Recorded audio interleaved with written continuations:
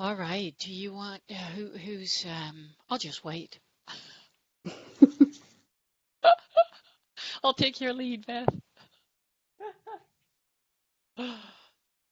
Ah, Faith, you want to kick us off? Do I need to kick us off? I don't know what to do. It's so late in the It's a think tank. I can kick it off too. think Whatever tank. you want. Tell me. You can go ahead and kick it off. All right. Yep. All right. Well, thanks so much. It's my first think tank, everyone, in case you haven't noticed. So, thanks very much for joining us this afternoon. And my name is Chantal Kersens, and I'm the Executive Director over the Center for Inclusive Design and Innovation.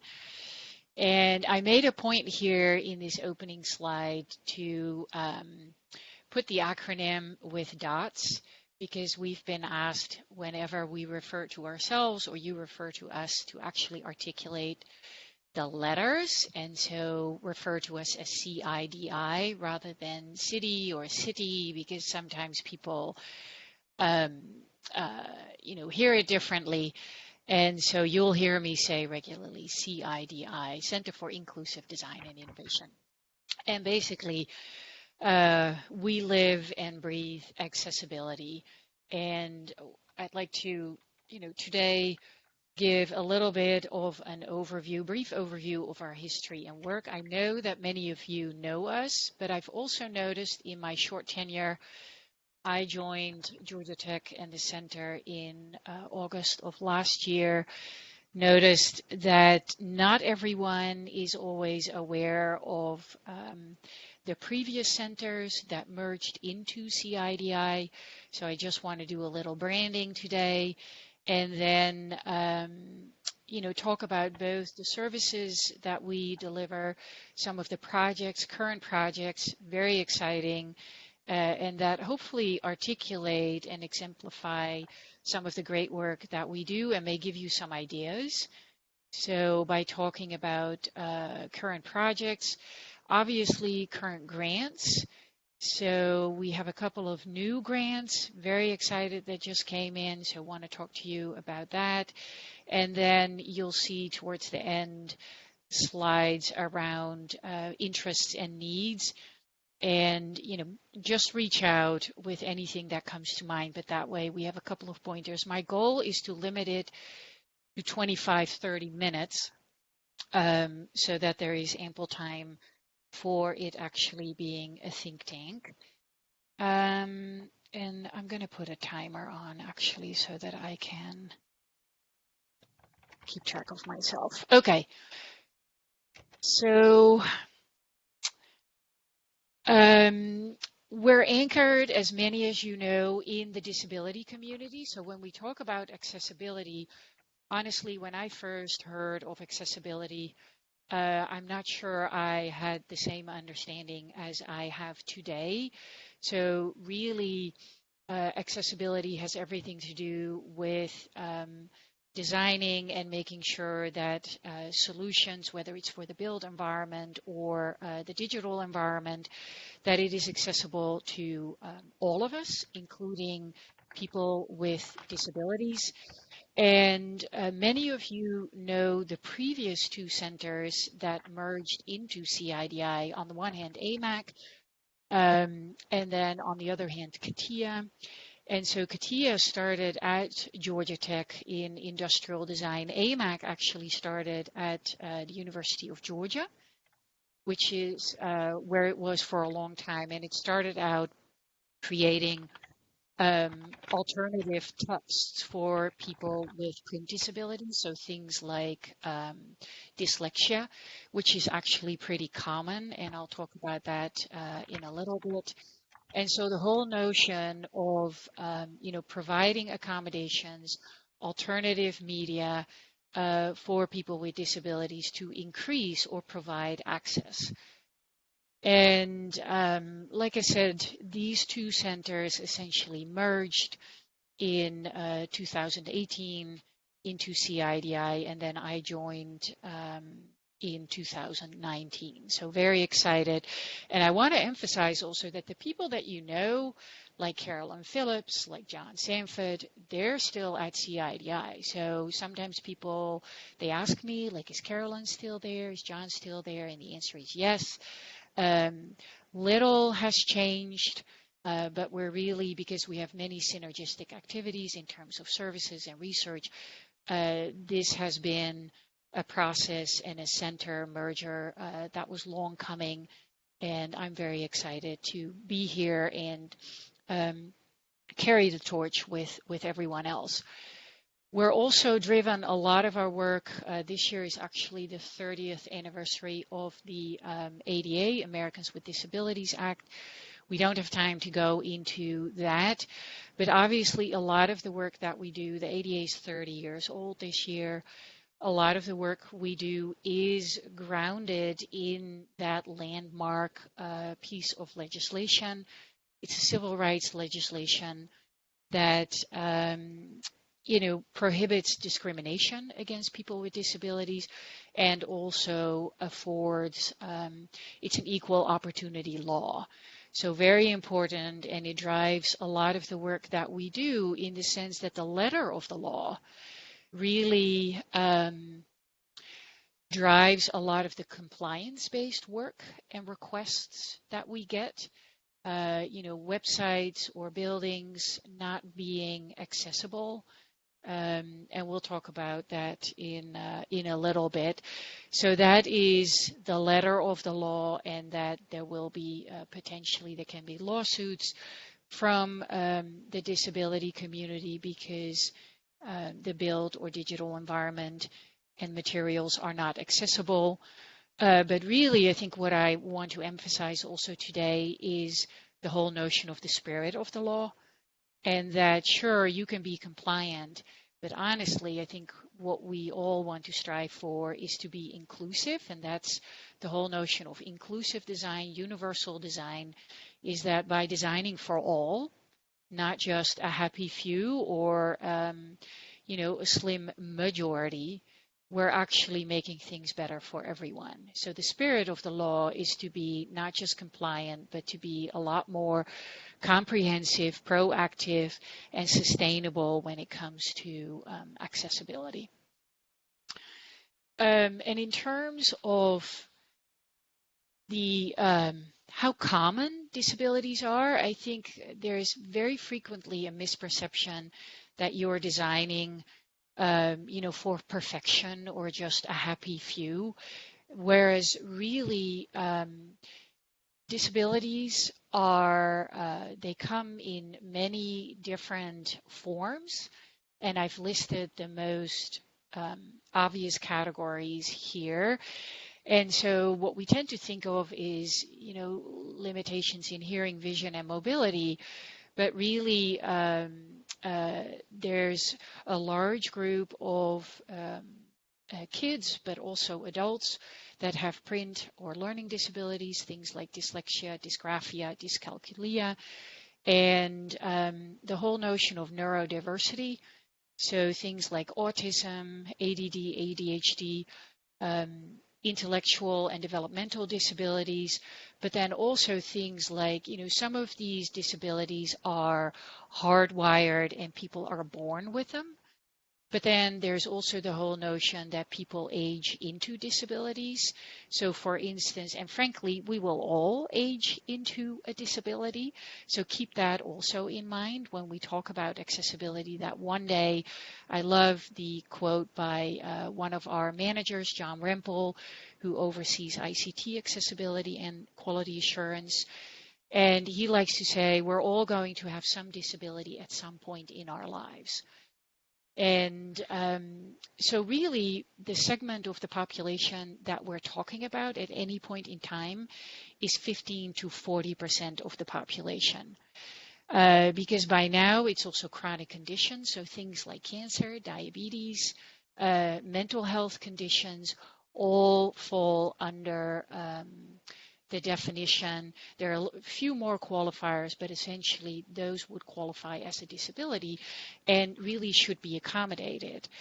And the flip side of it is if they're not accommodated or we don't design for everyone, then basically you're missing out on a huge segment of the population. And that is not only impeding them, but it's potentially also limiting the models that we develop, limiting the policies that we develop. So being inclusive and thinking about access and accessibility is critical to society and all of us. A little bit on our mission. I think I've said most of this already, is that, we're all about equal access. We do focus, given that we are at Georgia Tech, on technology-based and evidence-based information, services, and products. So very important. One of our key roles is to provide and develop assistive technology. But obviously, we want to do that in a way, and that's part of where our research comes in. We want to do that in a way that is evidence-based and builds off best practices. And actually, a lot of these best practices we develop or are a big part of in collaboration with our partners. Like I said earlier, we work in the built environment. People often think of buildings and ramps and work that we do in public spaces, which is all good and true. But increasingly, I think we all need to be mindful that there is this whole parallel universe that is developing and has developed, and that the digital world is even, just as large, if not larger. And so the mistakes that we make and have made in the built environment, if we don't pay attention to accessibility, we end up making the same mistakes in the digital world. And we have plenty of examples and work as a result, because that is actively happening. And I'll give a couple of examples today.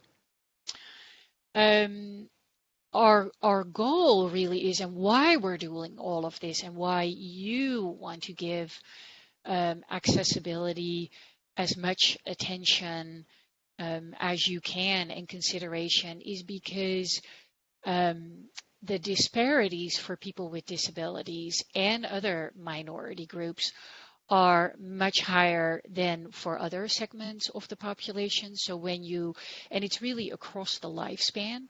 When you look at education, people experience barriers in getting an education, finishing an education, getting work, maintaining and staying at work. People with disabilities are often the first ones that are fired, the last ones that are hired.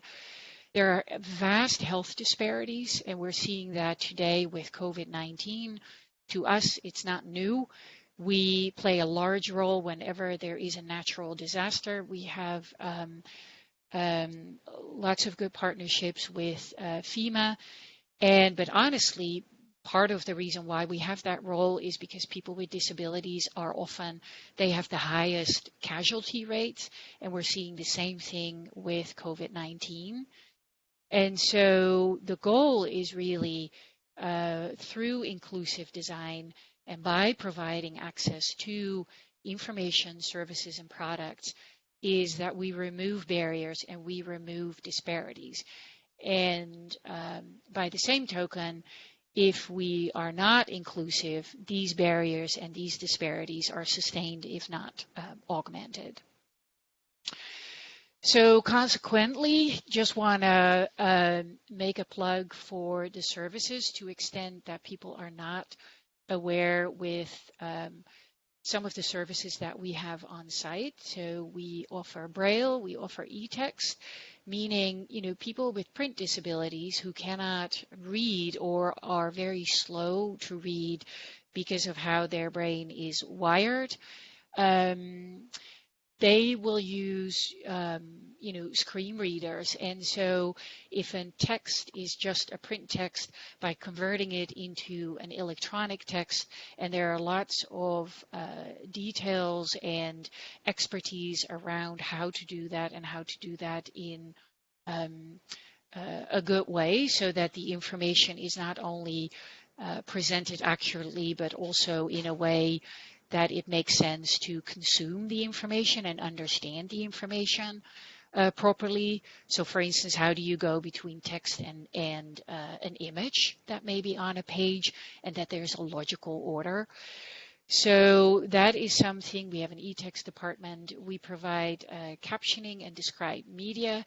So that is for people who are deaf or hard of hearing, is the captioning, and that's both real-time live captioning for live events, but then also for pre-recorded, whether it's a documentary or a video or a webinar. So providing open captions is part of the work that we do. And then I mentioned the digital or ICT accessibility. So the whole question around website, portals, apps, and then ICT technologies themselves. And that is something, so we provide technical assistance, we do audits, and all of that expertise is in-house. I want to highlight here that one of the, what a lot of people don't realize is that we actually work with all the 26 institutions in the university system, Georgia. And so including Georgia Tech, so all the accommodations that students with disabilities have in post-secondary education, we provide a lot of those media and accommodations for students, and we do that for the USG, but then also for, throughout the country. So we have a lot of institutes of higher education that are members, and that's how we work with them and provide access to post-secondary education throughout the United States. On the right side of this slide, you see a little bit about our the makeup of our center and employees, and I'm really proud of all our staff. We have an awesome staff, professional staff, people with lots of great, skill sets and dedicated training and advanced degrees. Our faculty, we have junior, senior faculty, predominantly research faculty, and I'll circle back on that later. We do work, what a lot of people don't realize is that we do have a lot of students that work with us on research projects because they find us and they're very interested in the mission and the work that we do, and conversely, because we're not associated with an academic program, it helps us get some of those critical jobs and expertise that we need by working with students and training the next generation. That's how we collaborate, and that's very important to our ability to get things done. We have federal work study students, and then in our services units, we also employ a number of student workers. So it's a great bustling center. So a couple of current projects that I wanted to highlight because they really exemplify the scope and impact of the work that we do. We earlier this year started a large collaboration with the CDC and the CDC Foundation to provide access to critical COVID-19 health information to individuals who are blind or have low vision, deaf or hard of hearing, and or have low literacy skills. So there, what you want to think of is people with intellectual and developmental disabilities, but also people with mild cognitive impairment. So this is a precursor of dementia, and which 1 in 6, I think, is the statistic currently. 1 in 6 individuals over 65 have. And so it turned out that some of the messaging that the CDC and a lot of the health information and the messages that were being communicated were actually not accessible to a large segment of the population. So what we're doing here is providing Braille, American Sign Language, and just like any other language, you cannot, there's an art to translating from one language into another. So part of the work that we're doing there is you cannot just translate English into ASL, American Sign Language, because there's a nuance and there are certain ways that if you translate literally, the message will actually not make sense. But also things like icons. There are icons that are used in emergency preparedness that do not make sense or that are misinterpreted by people who have different or low literacy skills. So it's very important to communicate that information and at the same time make sure that it is understood and accessible to all Americans. So that's definitely a very exciting and high-profile impact project. One of the initiatives that you may have come across is USG's virtual library, Galileo, and this is an initiative we've been working on for several years, where we're involved in making that library and then the online tools fully accessible. Access GA, so Access Georgia, which has everything to do with making state information available and accessible to all Georgians. And then also the tools, the information technology and communication tools that people are using. And then lastly, I think one of our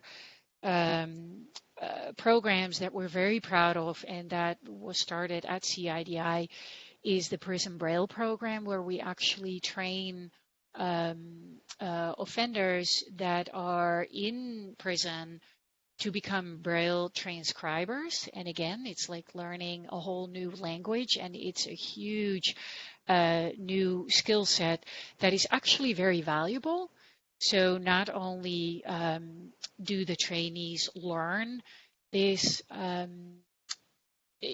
high level of expertise and this skill, but then they're also, and they become certified Braille transcribers, but then they're also put in a position to become independent earners once they leave prison and go back into society. And we have many successful examples of that and have a proud partnership and collaboration, very grateful with the Georgia Department of Corrections and other stakeholders that worked with us on putting this together. And those are some great examples of the work that we do, and that is making a difference in people's lives and creating access where access was lacking or absent before.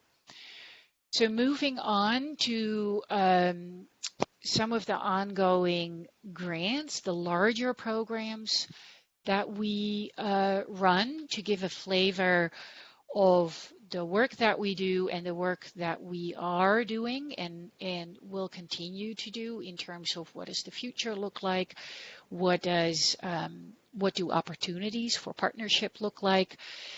So one of our key areas of expertise is around the workplace and the work environment, so providing accommodations and also studying the accommodations that people need in the workplace, people with disabilities. What do they need? What are they using? How do employers potentially provide accommodations or assistive technology?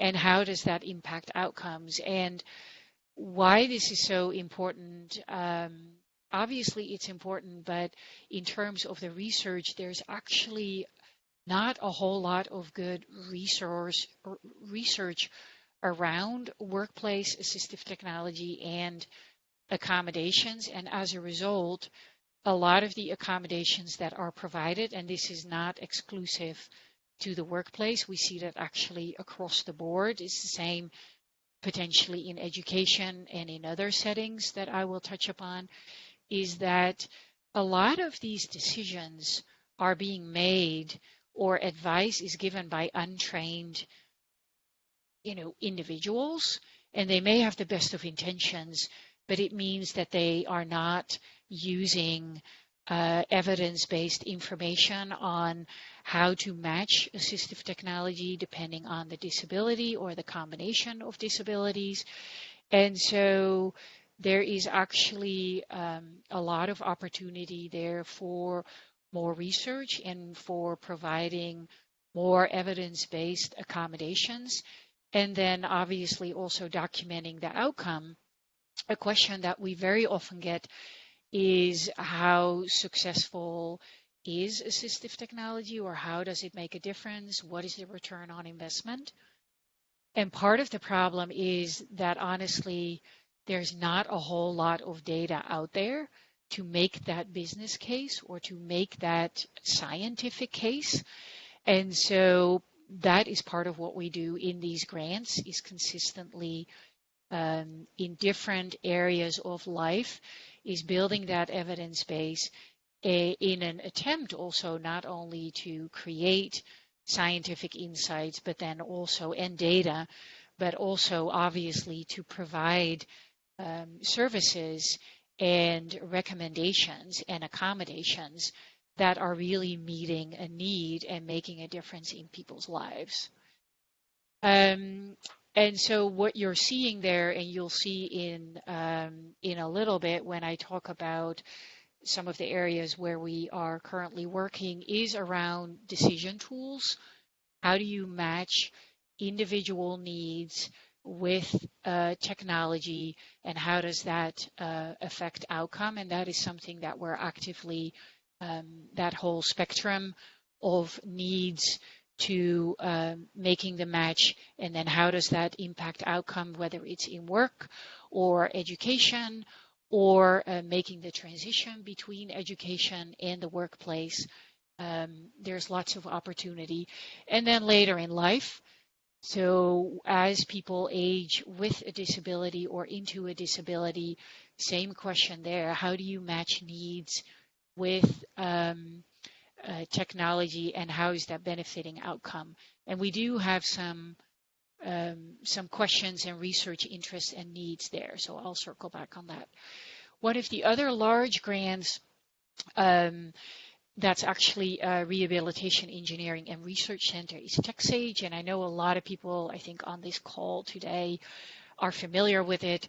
But basically, the goal is to do research and training and development around successful aging in place, meaning in the community of people's choice and in the environment of their choice. So that's very often people's own private homes. And so successful aging in place with a long-term disability. So here the focus is actually not on an acquired disability per se as a result of aging, but really aging with a disability that was acquired. Either people were born with it or they acquired it a long time ago when they were younger. And lots of good work there. We are in the second renewal, so actually in year 8 of that center grant, and it's a collaboration with the University of Illinois, Wendy Rogers and her team, who used to be at Georgia Tech.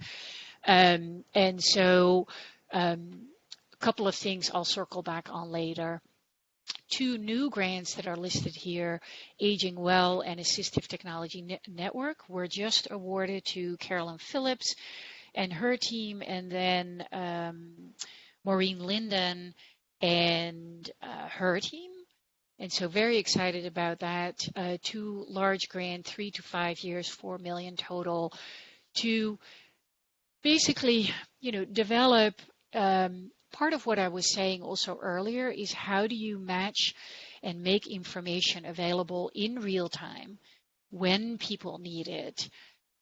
So using, mobile technology, which has been around for a little bit now, but really using some of these technologies and opportunities and bringing it into the disability community and providing accommodations. So in Aging Well, The goal is to help senior services providers and rehabilitation providers who currently are kind of operating separately, because senior services providers will focus on people who are aging into a disability potentially, and they may know a lot about aging but not necessarily disabilities. And rehabilitation service providers, on the other hand, it's the opposite. They will know a lot about disabilities but not necessarily aging. So in this grant, we're bringing Carolyn and her team, and the co-investigators are bringing those two lines of inquiry together and actually developing several products and platforms that are going to be mobile and that will serve accessibility service providers to access and prescribe accommodations for community living for older adults who are either living with or aging into a disability. And then, so the ATN, the AT network, building a community of practice. So same idea, kind of building on the idea of, crowdsourcing, using assistive technology users to provide like really on-demand, just-in-time information and guidance for disability technology related needs. So very excited about these two projects that will take place in the next couple of years and help connect a lot of these insights that we already have, but then also collect data in community, making the data available and sharing best practices as they are needed by people in the community. And then lastly, want to make a plug for the Cognitive Empowerment Program. I know that a lot of you are involved in that as well. We have 3 seed grants, including one that I'm working on myself and with Mary Beth Coleman and others. And so here we're using technology on the one hand. So this is a project, my own project is focusing with Mary Beth on adapting games. Games potentially have a very important social a social therapeutic factor for people who are aging with mild cognitive impairment and their care partners. So being able to, games, people love playing them throughout their lives. And so keeping that tradition and that social time and opportunity alive by designing a game that is helping the person who has mild cognitive impairment, either through cognitive supports as they are playing or by changing the game mechanics. And we're actively working on co-designing with dyad, so where one of the players has mild cognitive impairment and then their care partner. And that is very exciting. And one of the things, some of the things we're thinking about, I'll talk about in a moment. And then the other, one of the exciting projects, kind of a spin-off from TechSage, is a project that's led by Tracy Mitzner, where she has a long-standing interest in using technology for telewellness. And so this is not just because, or really, it's not because of COVID.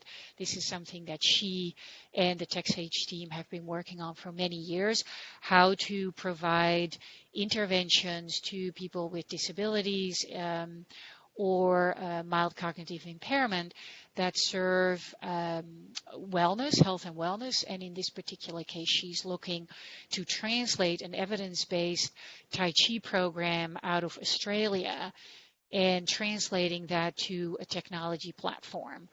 And she's actively testing that with the help of the CEP Seed Grant and the Innovation Accelerator. So very grateful for the support and the opportunity there. So moving on in the last few minutes around interests and needs. I've put a lot of things here on just to put several stakes in the ground. I think hopefully what you've gotten in throughout this presentation is, the first couple of things around we're always interested in learning more and understanding more and documenting user needs and strategies. And as I mentioned before, what we're doing with that information is not only to understand people's needs, so it's not just formative research, but really then also how does that inform the decisions and the advice that providers and the the scientific community, that we give people with disabilities and the disability community, that they are informed about, cutting edge solutions that are out there, that are safe, that are good, that are effective. So all of that is part of our interest. And if there's anything that you are doing or that you see an opportunity, we'd love to help or, contribute if there's expertise that you think you may be lacking and we could provide, or actively work with some of the communities that you work with so that we can continue doing all that formative research, but then also developing tools and analytics around providing access and accommodations and inclusive design. One of the things that I'm personally very interested in, and actually as a research team we talked about recently because there's a widespread interest, is the Internet of Things and the notion of real-world data and real-world evidence. So especially in healthcare, that's where I know it from, is that, things like wearables, it's all great, and things like sensors, and that a lot of things today can collect any form of data. And obviously we all see the promise and the opportunity there. But I think what I'm also, based on my own past experience, whether it's working with people with disabilities, but also in healthcare in general, is that a lot of these new technologies and opportunities are actually quite exclusive. And so we already know about, some of the bias, pretty pervasive bias in artificial intelligence and machine learning around, and very compelling data to show that there's bias in, against like race or certain ethnic minorities. And similarly, we are asking the question to what extent that is happening with people with disabilities, and to what extent are they represented in these data? To what extent are they able to use these hardware? So if it is a wearable, if it is an app. And so that goes back to inclusive design of the technology and, the human-facing interface, but then also the back end, and are the models and are the strategies and are the policies that we are developing based on these data sets and new data sets, how exclusive or inclusive are these?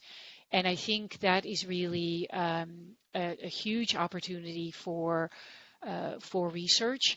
And we'd love to contribute or participate and or champion initiatives, and we're actually actively working on a number. So, and the flip side of it also is, and this idea came to mind a couple of weeks ago when we had, I don't think it was another think tank, but around a center grant and really coming out of the institute and working with other institutes, is I think where we can learn from people with disabilities is also how they do things differently. And that can actually give us insights into strategies and solutions that we've never considered. So the example that came up was like warehouse robotics. And, people with disabilities could potentially give very interesting use case scenarios that if you don't have a disability, you would never think of that, or it wouldn't come to mind. And then I don't have time really to go over all of these, and I don't think it is necessary. But going back to the work that we're doing with game design and some of the other cognitive supports is really using the work around cognitive supports is to use augmented reality as a cognitive support or assistive technology. And that's one thing we're actively talking about and thinking about, and would love to test that. So I think I'm going to leave it here for this particular slide in terms of the needs, and then this is my last slide. So I think one of the areas where we would love specifically to partner with people, not just on the areas that I just pointed out, but in terms of analytics and insights, is one of the things that we often get is this question around ROI, return on investment. And so the whole notion of building cost analyses or metrics into our data collection and into our models, I think that is something that we're very interested in. And then the other point that I put out here is the methodological question. One of the conundrums that our research group, researchers across the board, regardless of where they are focusing in life, whether it's education, whether it's work, whether it's aging, the conundrum that we're facing is that a disability and the accommodations and the access that you provide is often highly personalized. And so it needs to be a personalized solution. And therefore, it's very hard to generalize and say, what is the outcome for X? Because it is very often one-off or a smaller group solution.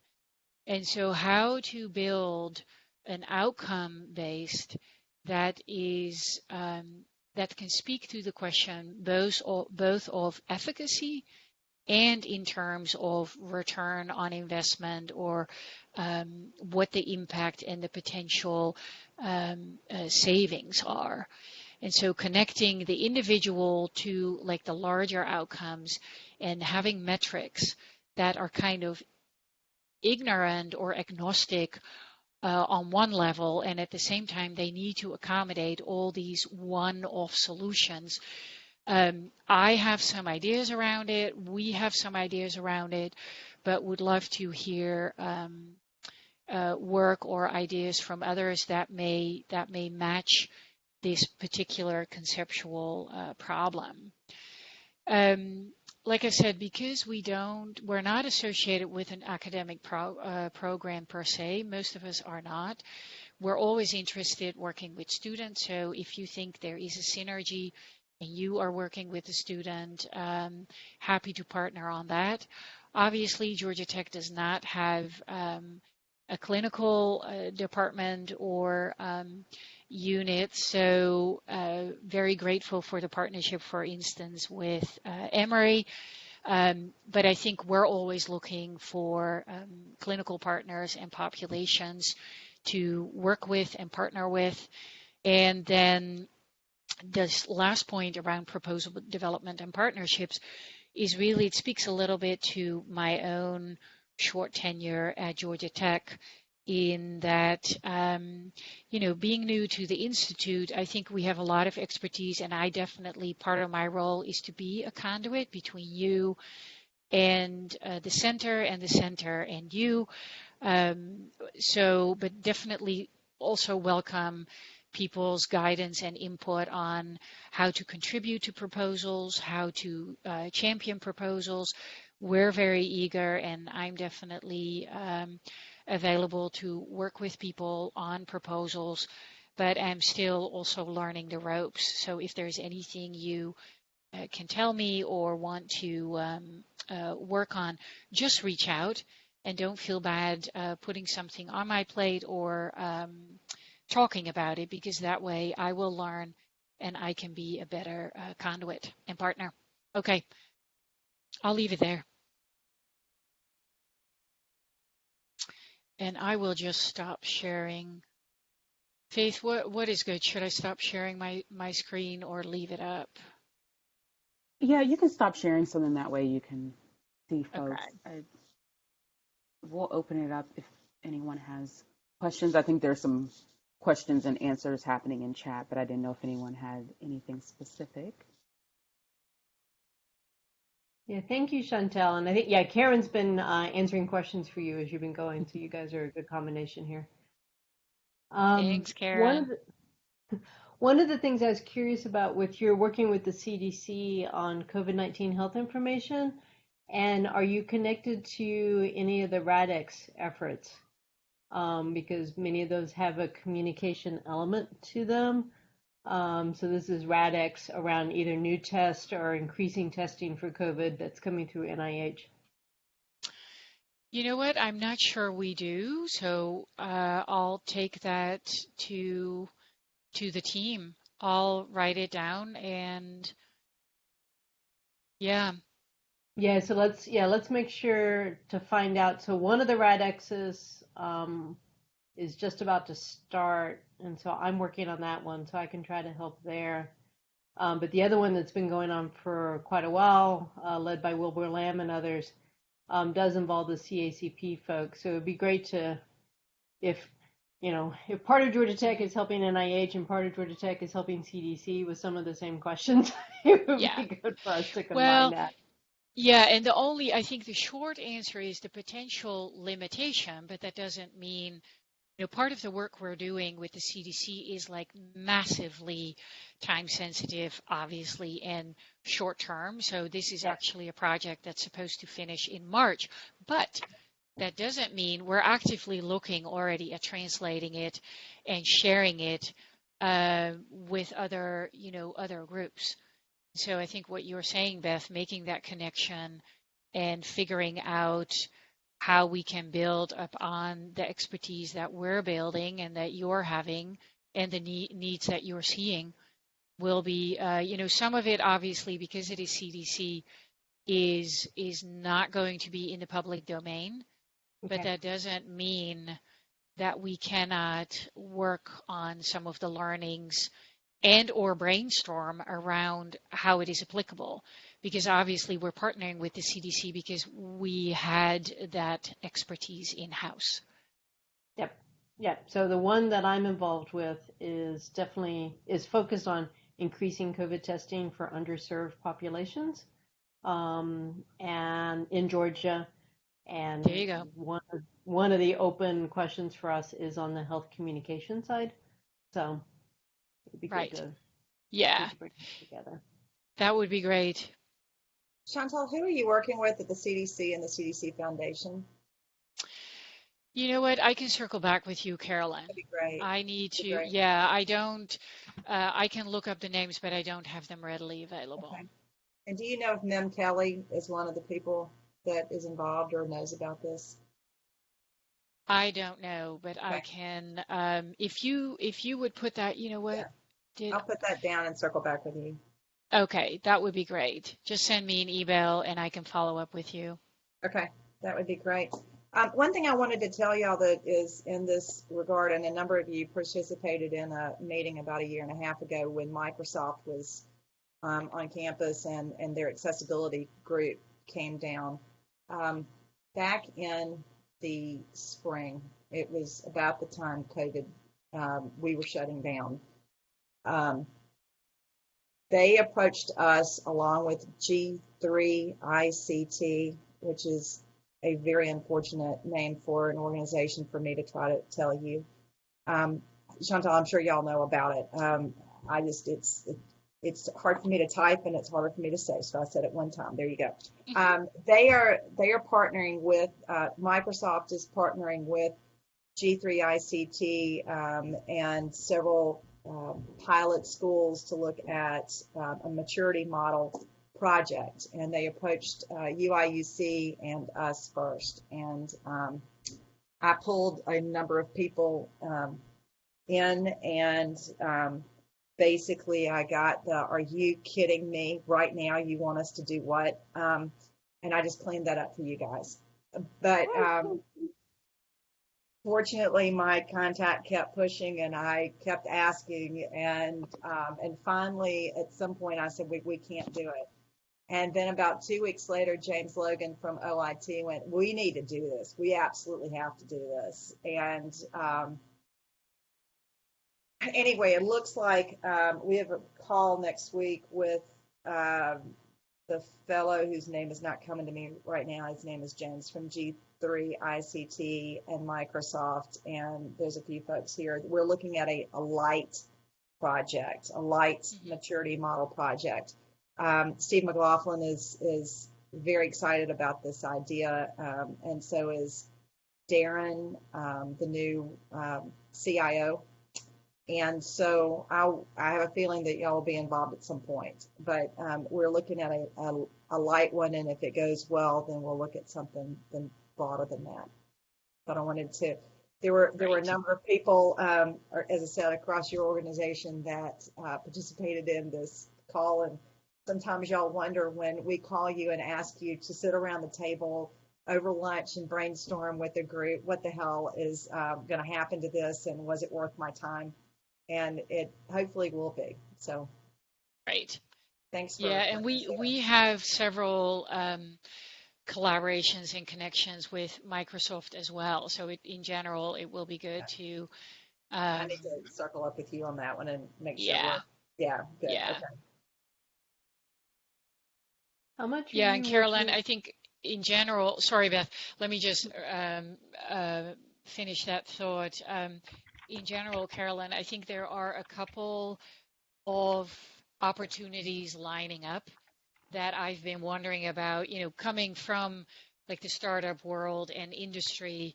I'm always excited about those opportunities, but now being at tech, like, okay, well, how do we navigate that? How do we protect, IP? And so I'd be happy to, let's set up a time to talk and figure some of that out as well. Yeah, I will do it. Got Beth. Oh, and I dropped it in the chat too. I was curious to see how much you guys are working with the accessibility of virtual meetings now that we're all living this life. And I know at least some folks who are working on the practice side of this is that most of the tools and platforms out there are pretty awful. Kind of. Yeah, so we worked very closely. One recent example with the Institute of Diversity, Equity, and Inclusion when they put on their annual diversity symposium on accessibility. And, to make a long story short, honestly, the whole move towards virtual and a lot of these, whether it's remote meetings or remote learning, we have a lot of concerns and opinions about that, but also expertise. I think what makes it hard for us, obviously we're always happy to share, best practices, and if people have questions, the difficulty is, as a center, we bring in, we don't get much funding necessarily. We bring in 80%, if not more, of our own funding. So sometimes people think that just because we're at Georgia Tech, we're just here to deliver services, and that's not the case. So there's this fine line between, if we could partner, I think here's the opportunity. If we could partner on initiatives that allow us both, as whether it's academics or, educators, and then us as subject matter experts, to collaborate on that and us to contribute so that we can advance, whether it's the technology development, whether it's the analytics, whatever needs to happen. But essentially, we know for a fact that the disparities currently in education, for instance, and in workplace are massively increasing because of this move towards, and we've tried to get funding but oddly enough, some of these proposals are not selected for funding. So I think we're also, because I think sometimes there is the misperception that, oh, the disability community, it's just a couple of people. And rather than thinking there's a much larger win if platforms are accessible for all of us, we all stand to benefit, and they were not designed for this massive long-term use from the get-go. Right. So there's a lot of catching up to do, and would be happy to partner or contribute, and if there's any way to get money for something. Yeah, it'd be, of course, I know I don't know if you guys have any in the mix because I haven't done my reviewing yet, but in the, that might be something to toss into the GVU IPAT-C grant program, especially if there's kind of some low-hanging fruit. One of the needs that I'm aware of is, again, in the cognitive empowerment program, but, trying to deliver virtual therapy. Right. For older adults with cognitive impairments over something as lousy as Zoom is just kind of crazy. Right. Yep. Yeah, and we're actively developing.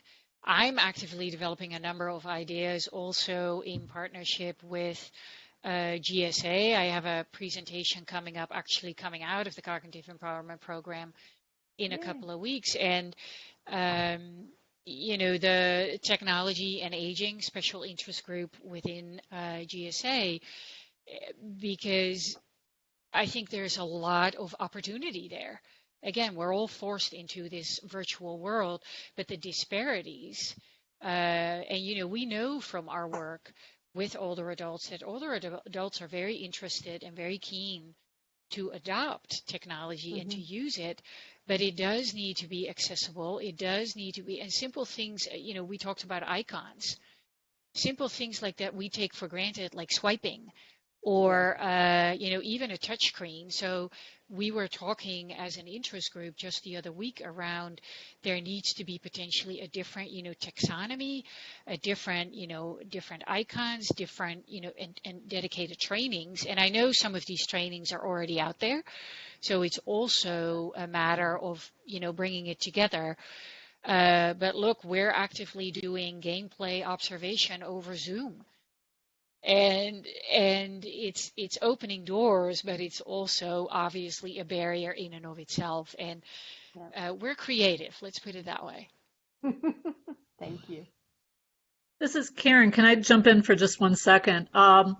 As part of our work looking at workplace accommodations, we've just put together a handout just last week looking at some of the accessibility features in some of those meeting platforms. We were not trying to solve the problem. We were just trying to point out what to look for in terms of features and what features were in different programs. So I posted the link in the chat. And we also did a webinar last week that the recording has not been posted for that yet, but look for that probably in the next week. That's awesome. It. Thank you. Thank you. And when you guys need us to help push out this stuff in terms of news and things, just let us know. The other thing that I just put in the chat is so our website, but then also look specifically for Tools for Life. So that is the Georgia Assistive Technology Act program that is housed at CIDI, and Carolyn Phillips is the director. And there's actually, under that program, early on, there are lots of resources around COVID and also for how to be more accessible in a remote environment. So there are several opportunities and resources already out there.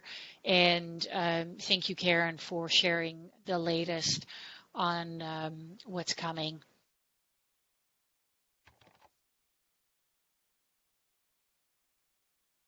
Any other questions or thoughts, or this being a think tank, any connections that I need to make or you want to make?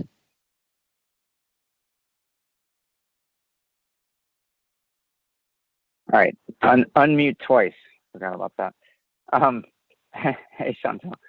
Hey, Brian. So just a thought from working with Leanne West, working with her in some of the areas that Shriners was considering, Shriners Hospital. She has some connections in pediatric technologies. Most of them are very healthcare centric, but there were some around disability and in the mix that it might be worth contacting her and seeing, getting it in. She's very aware of who's around on campus, but just a thought there. Gotcha. Thanks.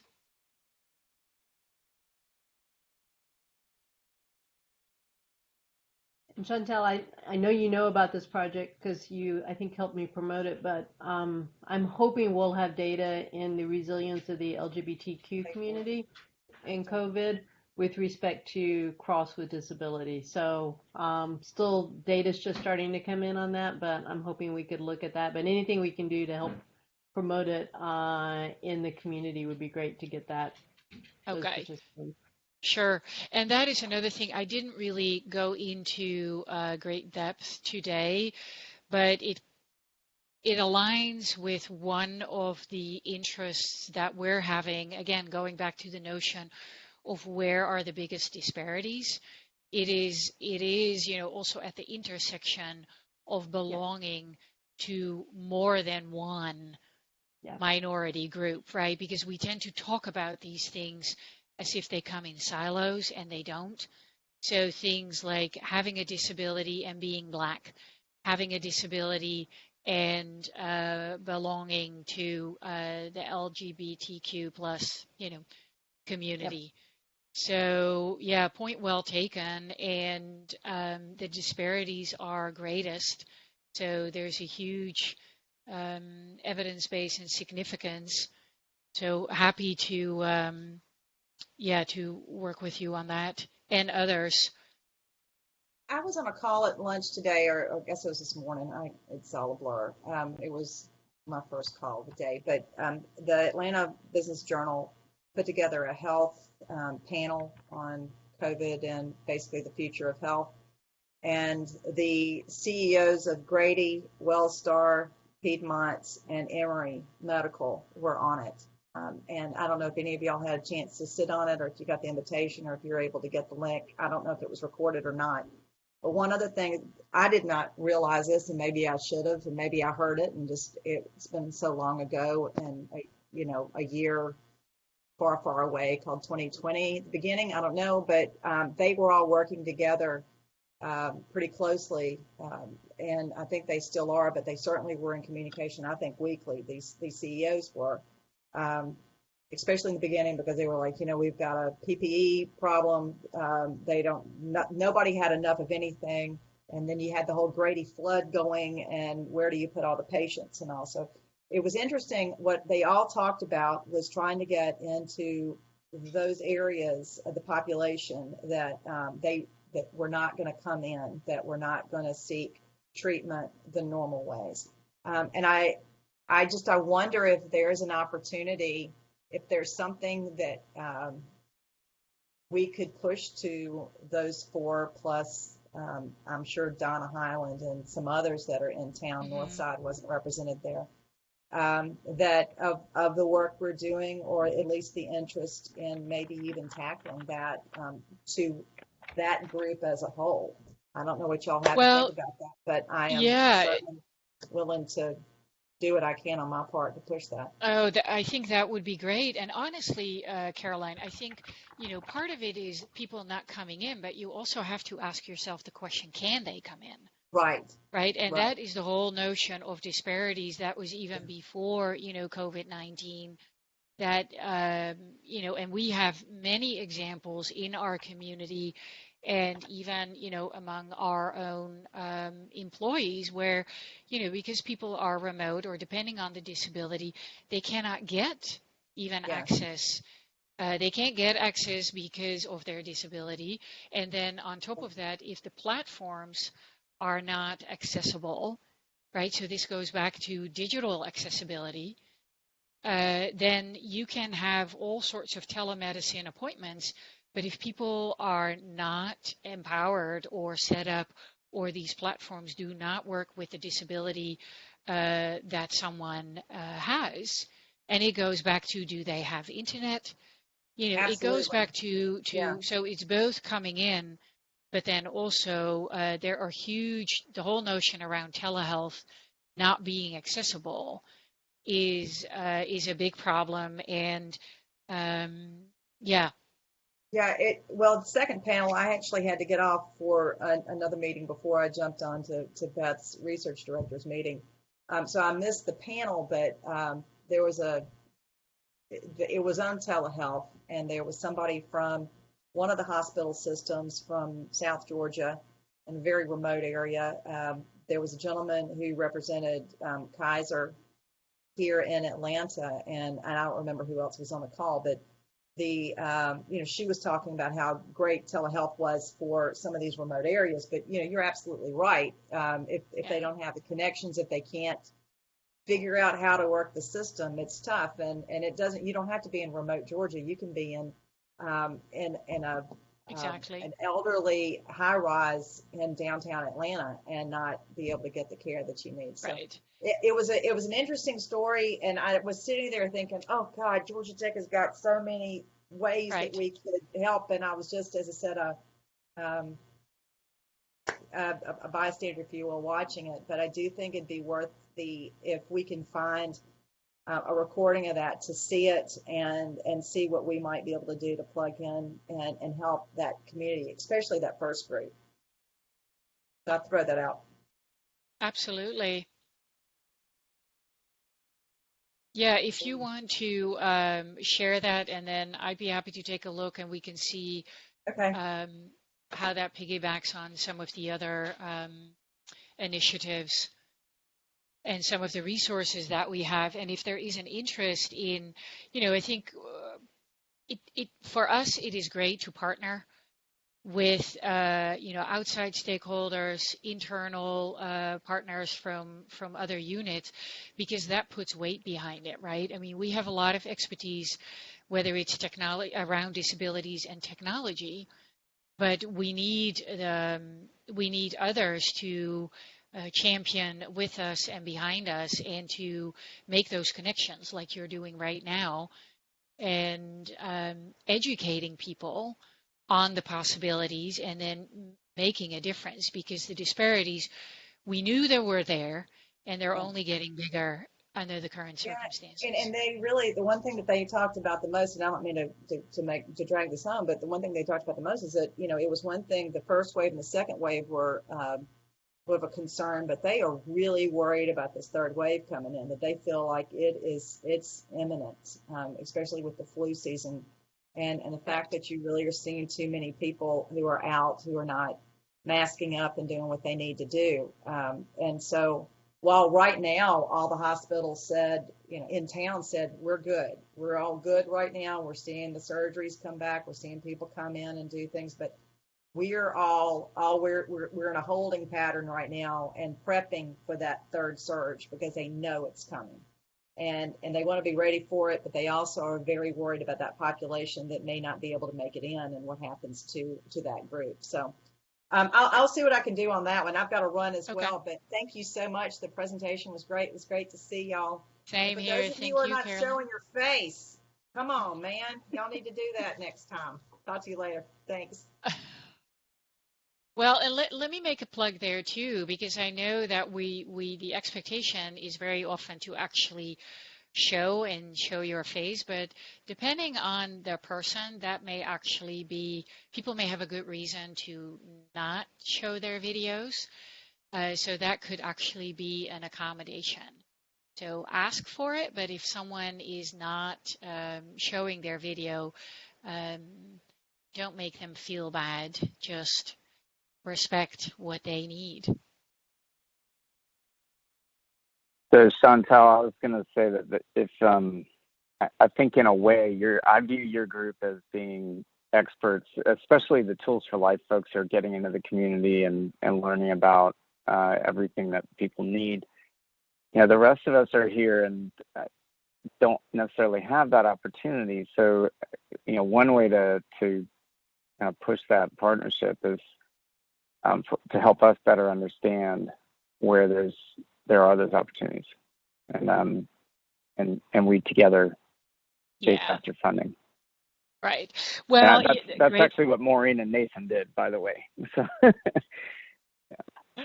No, you're absolutely right. And I will tell you, I think for me, I just started my second year on the job. I think the first year was, steep learning curve in general, and especially with COVID, and then addressing, systemic racial disparities and other disparities, and all the tensions around that and the needs that it brings to light. So I think I'm definitely ready. I've made it an action item for me to be, networking this year and to take on that intermediary role.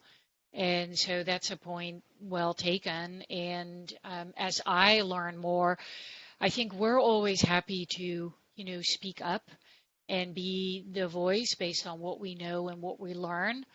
Um, and, I know we've worked with you for so many years, Brian, and you get it. I think sometimes um, where where it's difficult to be partners sometimes is when it is, just a request for like, oh, can you help here or can you help there? I think we're very big on, and including me, on making it not transactional but transformational, so that it's really like not just when we have a need we go out into the community, but that we also enable the community to come to us. And I think so that is one thing. If we're always happy to be a conduit, but then think about also how Georgia Tech can pay back or stay like involved and offer opportunities for the community, not just when we need them, but when they need us to come back. And so yeah, point well taken. And we're actually working on, I'll circle back with you. We were supposed to put on a symposium this year around a community-based research network, which is something that the center has been working on, others have been working on, and we kind of feel like we're ready to take it to the next level and put like a lot of structure around it. But we don't want to do that unless there is like a really good network in place that becomes like that loop between us being able to go to the community, but the community also being able to come to us. And so that's going to be one of the key focal points in that symposium when we hold it, and is, I think, something for all of us to think about, like how do we do that? And also Carolyn jumped off the call just now, but one of the questions that I face is how do you finance it, right? Because it's one thing, so I'm developing some ideas around that, but it's one thing to have the synergies, and but very often, it comes down to funding to really keep it going and to help the communities and or organizations that don't necessarily have extra time or money. So they have the ideas and the needs, but we need to find a way to bring all of us together and create like this engine that keeps going. So whether that is industry involvement or some sort of partnerships that we can come up with as an institute or as an IRI, I don't know. But those are definitely interests that we have in. You were top of the invitation list to that symposium, and contributing and figuring out how can we do that so that there is that feedback loop between us and the community. very good. There are definitely many more mechanisms for funding that I'm learning about as we go, but the traditional ones are obviously where you are with NIDLR and NIH that you know very well about and NSF. But then, hearing of RADx and, funding from CDC and others, seems that we can grow that. And certainly there's the industry side. So I think if I didn't see Shiva on the call, but between our healthcare folks and reaching out to other industry members, I think there's a lot of opportunity there in this space. And I'm kind of curious about how the virtual meetings have kind of evened the playing field at some level, if you can get past the accessibility aspects of the tools. But just curious about that as well. If that allows for more people, more people with disabilities to be included. I don't know. Well, yes and no, right? Because Yeah. I think it affords more opportunity potentially, but if depending on what the topic is about or what someone needs to consume or contribute, it becomes a very, it can be still a pretty exclusive experience. Right. And so you're right. I think in terms of access, because we don't have to physically be present, that enables access. And we're seeing that with conferences, right, or webinars that we're hosting, that the number of people that attend seems to be a lot higher. And I'm hearing that from professors that are teaching courses, that there's not necessarily a concern over attendance, that it may actually exceed expectations. But having said that, I do know that with a lot of these platforms, again, they were never properly built. Right. They also offer a lot of barriers, let alone the whole question around broadband and people having, I think in one of the think tanks, Seismic came, that was one of their topics early on, that in the K through 12, lots of kids were not getting an education. And we know that from some of our community-based work and partnerships that we're doing with the Georgia Department of Education, there was no internet, or households don't have internet, and this is across Georgia. Right. We take a lot of things for granted, and I think it speaks again to, our mindset that we take it for granted. Well, we certainly do. I've had that experience of losing it for 4 weeks, with kind of sporadic, and it definitely is a game changer. So yes, I can see how that would be extremely disruptive. Yeah. Yeah, and it's literally, I think, the disparities that it's causing, whether it's health or education, or work. The concerns are definitely there, and so if there's any opportunity, I know we have a lot of irons in the fire, but if there's any way to contribute to proposals or come up with projects that we can carve out, we definitely welcome that. Very good. Well, I think we're probably over time, as almost everybody has dropped off here. I was going to say, we might want to wrap up. Yeah. All right. Well, so thanks much. everyone for joining. Thanks, Faith, for the opportunity, and Beth, IPAT. And a couple of great ideas. Thank you. Very good. Have a good one. All right. Thanks, everyone.